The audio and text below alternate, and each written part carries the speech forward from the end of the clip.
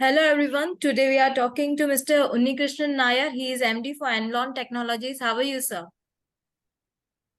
Good, Chaitali. Thanks for this time. And my greetings also to all viewers. Okay, sir. So what is your core business? The core business of our company is to look after the life cycle support of equipment for high-end critical infrastructure, such as airports, refineries, civil fire and emergency services, and captive power plants. Okay. So when we say life cycle support, from the conceptual stage to the end of the life of equipment. So we come to know about such projects and requirements pretty early on their planning stage itself. For example, a runway, well before they construct, they plan for a new runway. Most of the times, these airport authorities will contact us to know the position and location of the fire station. How many trucks do they need? What kind of configuration the trucks need to be, because these data are part of the design process of either an airport runway or a refinery or a civil fire service or anything like that.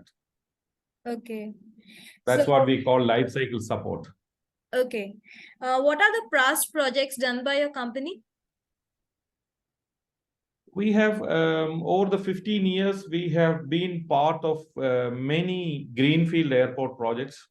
For example, Bangalore, Hyderabad airport projects, the brownfield projects such as Delhi and Mumbai. We have been part of the Jamnagar refinery project in terms of their mobile firefighting requirements. And once these equipment are commissioned, we start looking after them for maintenance, for any repair work or correctional maintenance, and also for spare parts distribution. So we are part of all these projects, including the Kane Energy project in Rajasthan. These are some of the noted projects that we have worked with. Okay. So what are the unique strengths of the company? See, we are part of the technological evolutions that are happening in this critical infrastructure maintenance equipment, which means that we started with the various emission standards. We followed on the change of emission norms. So these evolutions we are closely following, and we are able to quickly adapt to those changes.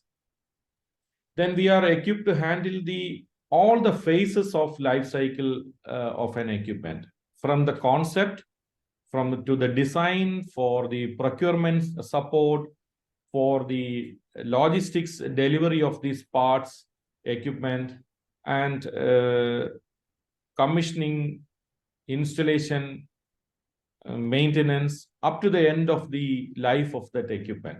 So we are in all phases of this life cycle of this equipment. Thirdly, we have developed a successful backward integration in the supply chain of this equipment. See, for example, most of the equipment that we handle, we are also handling the components that go into the drivetrain. Okay, for example, we represent transmission companies. Yeah, we get ourselves acquainted with the engine companies. So from bumper to bumper, all parts of the equipment we are able to manage. This is our unique strength that we would like to project. Okay. And yeah, majorly these are 3-4 things. Okay. So what have been the major achievements of the company till now? See, over last 10-15 years, we have become one of the most reliable after-sales support organization worldwide.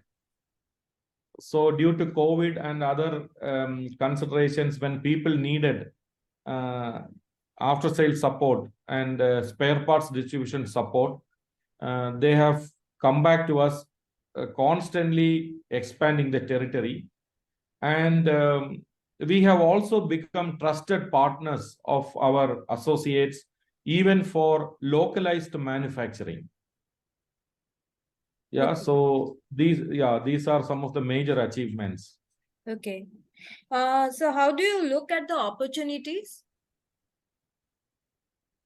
We have, in terms of opportunities, we are looking at Make in India.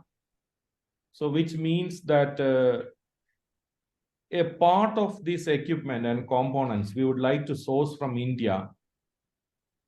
We have entered into technical collaboration agreements with most of our manufacturers to start in India. So we will transform ourselves from a maintenance and spare parts distribution agency into a manufacturing agency over this next 1.5 years is our plan. This is a good opportunity. The second one is that due to the present geopolitical situation and economical situation in Europe, we are discussing with them that localized Indian production would make much more economical sense to the market. You see, because the cost of power, the cost of fuel, all these things have increased drastically in Europe and in the United States. So we are able to offer them a much better cost for production of this equipment. So we are actually setting up a manufacturing plant for construction assembly of this equipment from India. So the transformation into a manufacturing company will be our new opportunity. Okay. What would you like to say about quality standards, R&D, and innovation? Being in the field of aviation, civil aviation, and petroleum refining, and also rescue, evacuation, and firefighting, we are in a very tightly regulated quality requirement market. So, for example, in aviation, we have ICAO, we have DGCA closely monitoring. So we try to adhere to each of these standards in this critical infrastructure area. Okay. So what would you like to highlight about your team? I think we built a very strong team. We have acquired technical knowledge in not only in operation and maintenance, but also in manufacturing. And we have been very successful in handling multicultural, multi-geographical, multilingual cross-functional teams across our associates. Yeah, so India has a particular market culture and a set of requirements, and Europe and US functions in a little bit different way. So we have become the bridge. Our team has become the bridge, and we have become pretty independent in handling this critical equipment. And now we are in a position to launch the next transformation of manufacturing. Okay. What are your financial strengths? We never have actually had to review the financial requirements so far, because we were not in a very capital intensive industry. But the IPO has been a very a big eye opener for us.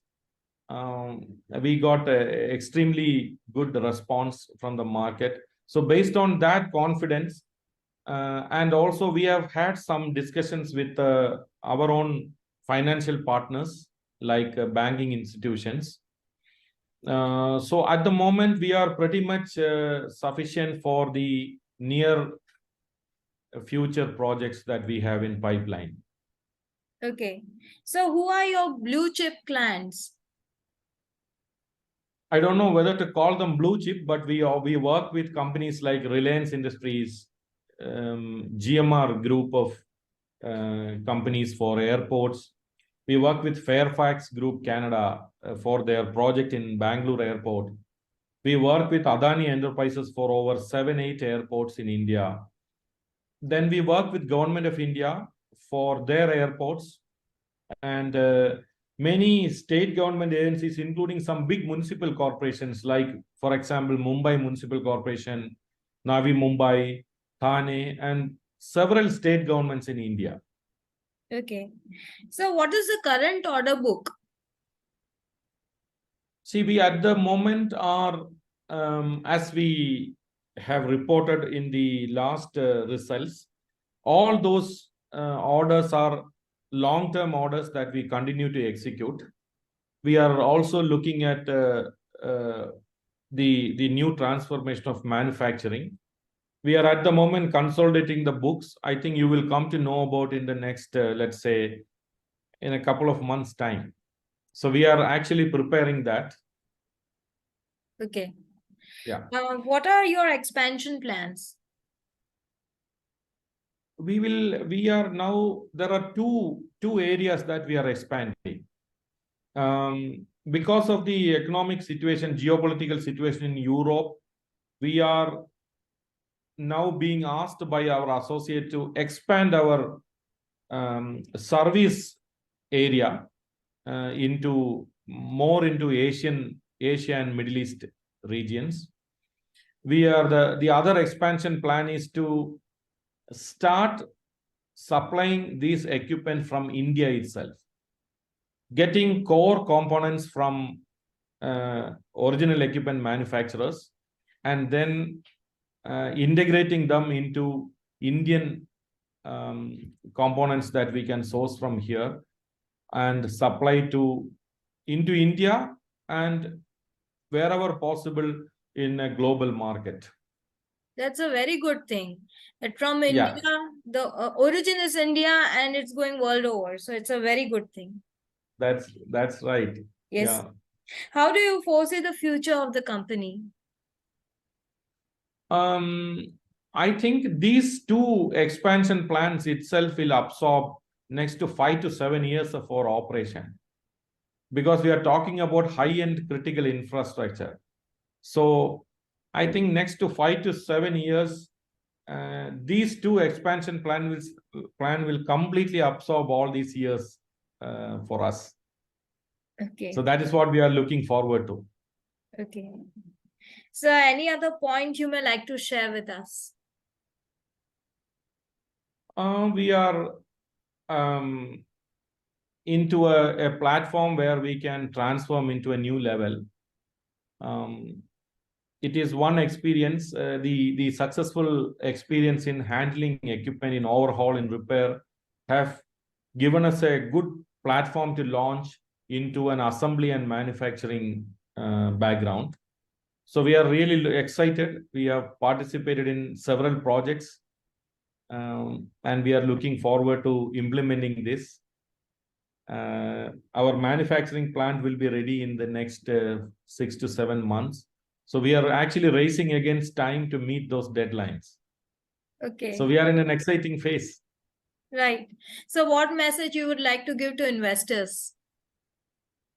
First of all, we have been overwhelmed by the response that we got in our IPO.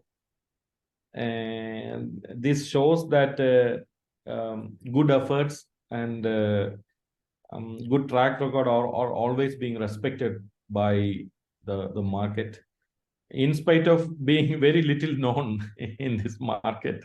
So that has been a very exciting experience. I think we will continue to grow in these areas, and we would like to grow together with this excellent community who supported us. Right. Yeah. It was our pleasure talking to you, sir. Thank you Same so here, much. Chaitali. Thanks for this opportunity. Thank you. Yes, sir. Yes, sir. Thank you so much. Thanks. Bye.